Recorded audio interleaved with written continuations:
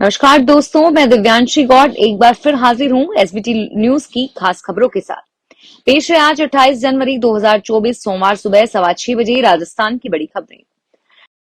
प्रधानमंत्री नरेंद्र मोदी रविवार को रेडियो प्रोग्राम मन की बात के 109वें एपिसोड पर देश को संबोधित किया।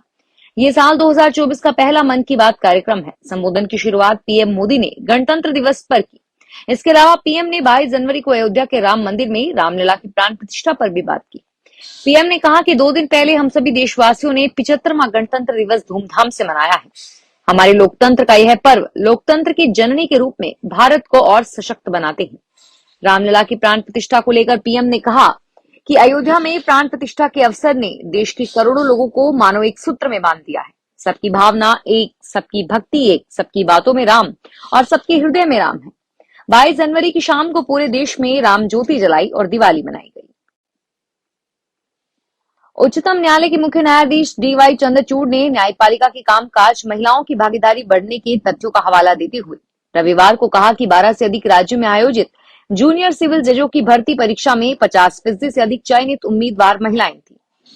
न्यायमूर्ति चंद्रचूड़ ने शीर्ष अदालत की हीरक जयंती समारोह को संबोधित करते हुए कहा कि कानूनी पेशा परंपरागत रूप से कुलीन पुरुषों को पेशा माना जाता था, क्योंकि परंपरागत रूप में इस पेशे में महिलाओं का प्रतिनिधित्व कम था। हालांकि समय के साथ बदलाव आया है।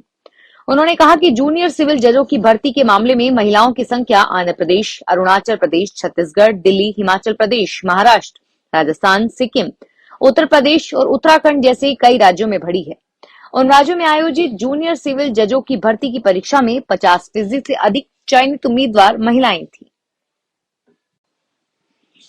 नीतीश कुमार ने रविवार शाम 5 बजे 9वीं बार मुख्यमंत्री पद की शपथ ली। राज्यपाल राजेंद्र विश्वनाथ आर्लेकर ने उन्हें पद और गोपनीयता की शपथ दिलाई। भाजपा के प्रदेशाध्यक्ष सम्राट चौधरी और नेता प्रतिपक्ष रहे विजय सिन्हा को उप मुख्यमंत्री बनाया गया है। 2 दिन के ब्रेक के बाद कांग्रेस की न्याय यात्रा रविवार को जलपाईगुड़ी से सोमवार 2:30 पर शुरू हो गई। यात्रा ने 25 जनवरी को असम से पश्चिम बंगाल के कूच बिहार जिले में प्रवेश किया था। सूत्रों के मुताबिक बिहार में नीतीश कुमार के वापस एनडीए के साथ जाने के बाद पुलिस पश्चिम बंगाल की मुख्यमंत्री और टीएमसी सुप्रीमो ममता बनर्जी और राहुल गांधी की मुलाकात हो सकती है। ममता ने कुछ दिन पहले बंगाल में लोकसभा चुनाव अकेले लड़ने की घोषणा की थी। ममता बनर्जी ने 24 जनवरी को लोकसभा चुनाव अकेले लड़ने की घोषणा भी की थी। कानून में आमूल चूक परिवर्तन के बाद राजस्थान पुलिस इसे लागू करने की तैयारी में जुट गई है। पुलिस महानिदेशक ने इसके लिए 26 आईपीएस अधिकारियों की 7 टीमें बनाई है, जो 3 नए कानून का अध्ययन करने के साथ उसे लागू करने में आने वाली संभावित चुनौतियों को चिन्हित करेगी और इसी के साथ ये तीनों कानून को लागू करवाने का रोडमैप भी तैयार करेंगी। इसको अंतिम रूप देने के लिए 15 फरवरी तक का समय दिया गया है। पूर्वी राजस्थान नहर परियोजना प्रोजेक्ट में पानी के बंटवारे को लेकर राजस्थान और मध्य प्रदेश के बीच समझौता हो गया है। रविवार शाम को करीब 7:30 बजे दोनों सरकारों के बीच सहमति बनी। इससे पूर्व दिन में मध्य प्रदेश के मुख्यमंत्री डॉक्टर मोहन यादव ने जयपुर पहुंचकर भजनलाल शर्मा के साथ बैठक की।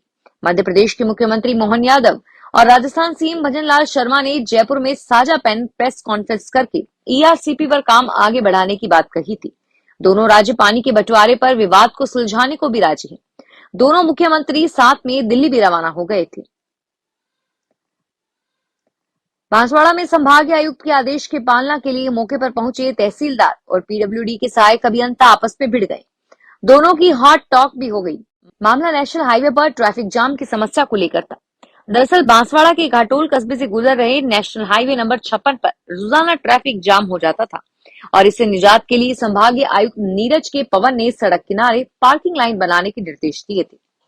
संभागीय आयुक्त के निर्देश की पालना के लिए तहसीलदार हाबूलाल मीणा घोटाले थाने का जाप्ता लेकर पहुंच गए। यहां नेशनल हाईवे के दोनों साइड फुटपाथ पर पार्किंग लाइन बनाने का काम करना था और अभियंता इसे लेकर घाटोल पीडब्ल्यूडी विभाग के सहायक अभियंता वहां लाइन करने की मशीन और टीम के साथ पहले से मौजूद थे। भारतीय जनता पार्टी के पूर्व प्रदेश अध्यक्ष सतीश पूनिया रविवार को सादुलपुर पहुंचे। कार्यकर्ताओं से रूबरू होकर लोकसभा चुनाव की तैयारी के निर्देश दिए। पूनिया ने पत्रकारों से वार्ता में कहा कि भाजपा ने लोकसभा की कार्य योजना के लिए कुछ क्लस्टर की जिम्मेदारी दी है और इसमें 3 से 5 लोकसभाएं बीकानेर संभाग के 3 लोकसभा है, जिसमें चुनाव की बुनियादी तैयारी के लिए उनको कुछ जिम्मेदारी दी है, जिसमें तारानगर, गंगानगर, रविवार को चूरू, 31 तारीख को बीकानेर, इन तीनों लोकसभा क्षेत्र की संगठनात्मक तैयारी के हिसाब से कुछ प्रमुख कार्यकर्ताओं से चर्चा करेंगे। राजस्थान के स्कूलों में वैलेंटाइन डे पर मातृ पितृ पूजन दिवस के तौर पर मनाने पर विचार किया जा रहा है। उच्च स्तर पर इसे लेकर मंथन भी हो रहा है और अब राजस्थान में बीजेपी सरकार बनने के बाद यहां भी यह दिवस मनाने की तैयारी है। अगले साल से इसे शिक्षा विभाग के कैलेंडर में भी शामिल किया जा सकेगा। पिछले बीजेपी सरकार ने वैलेंटाइन डे को मातृ पितृ पूजन दिवस के रूप में मनाने का फैसला किया था।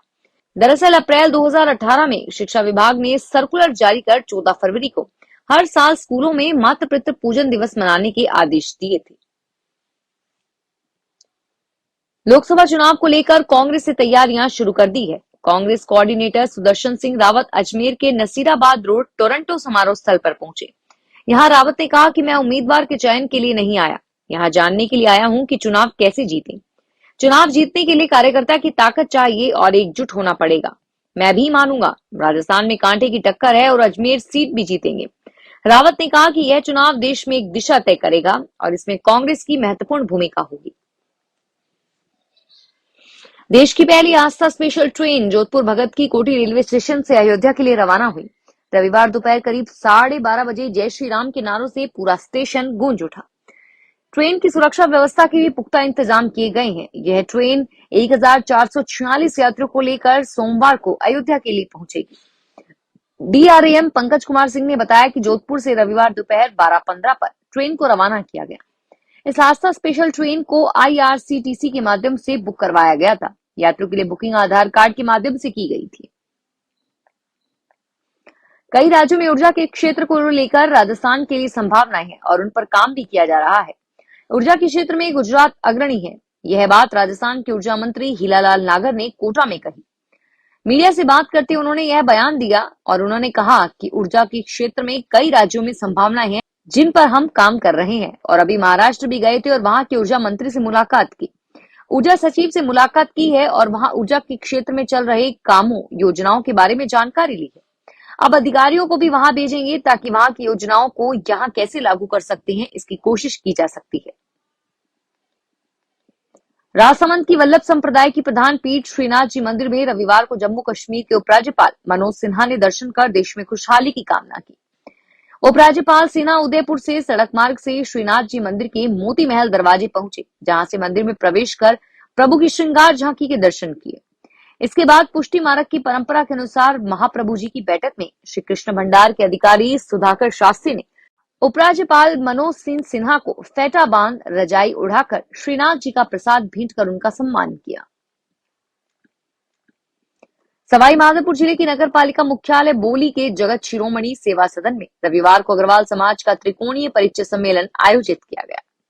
कार्यक्रम में बतौर अतिथि अग्रवाल समाज के जिलाध्यक्ष राजेश गोयल, अग्रवाल समाज बोली के अध्यक्ष घनश्याम मित्तल, अग्रवाल समाज सेवा समिति अध्यक्ष चोथमल मंगल, अग्रवाल समाज के तहसील अध्यक्ष सत्यनारायण गर्ग, अग्रवाल समाज सवाई माधोपुर के संरक्षक नवल किशोर अग्रवाल ने शिरकत की।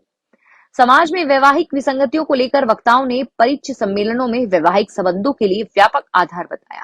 स्थानीय इकाई महामंत्री चंद्र प्रकाश सिंगल ने कार्यक्रम को संबोधित करते हुए कहा, ये समाज के लिए वैवाहिक संबंध स्थापित करने का यह सम्मेलन एक बेहतरीन मंच है। करौली जिला मुख्यालय स्थित राजकीय कॉलेज में 2 दिवसीय अंतर्राष्ट्रीय कॉन्फ्रेंस का आयोजन हुआ। आज सोमवार से आयोजित होने वाली अंतर्राष्ट्रीय कॉन्फ्रेंस में सतत विकास और वर्तमान परिदृश्य को लेकर चर्चा होगी। कॉन्फ्रेंस को सिंगापुर से वैज्ञानिक डॉक्टर पवन कुमार और चिली से डॉक्टर सपना वर्चुअल रूप से संबोधित करेगी। कॉन्फ्रेंस में इग्नू के professor vice chancellor doctor Manroop Singh Meena मुख्य अतिथि के रूप में कॉन्फ्रेंस की अध्यक्षता कोटा विश्वविद्यालय की vice chancellor doctor Nilima Singh करेंगी। फिलहाल इस बुलेटिन में इतना ही, फिर हाजिर होंगे तमाम बड़ी खबरों के साथ। धन्यवाद।